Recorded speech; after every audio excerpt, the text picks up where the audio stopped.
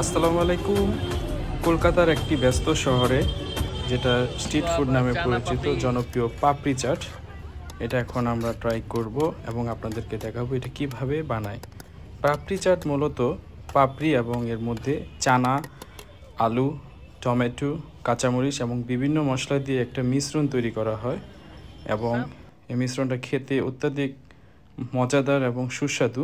এই মিশ্রণটা তৈরি করার উপর এর ওপর বিভিন্ন প্রকার চানাচুর, মশলা, কাঁচামরিচ, প্রয়োজনীয় স্বাদ মতো সস এবং উপরে ইয়োগার্ট ঢেলে তারপর এটাকে তৈরি করা হয়।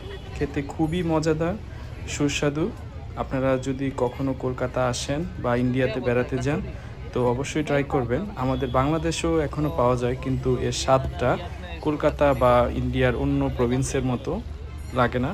সো আমি এবং আমার বন্ধু দুজন এইটা ট্রাই করেছি, খুবই ভালো লেগেছে, অনেক মজাদার।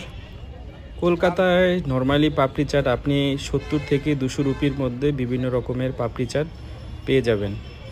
বিকালের স্ন্যাক্স হিসাবে এটার স্বাদ তুলনা হয় না।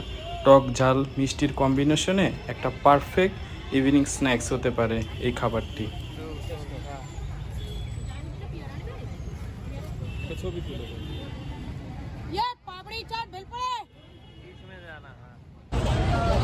हम काटा है।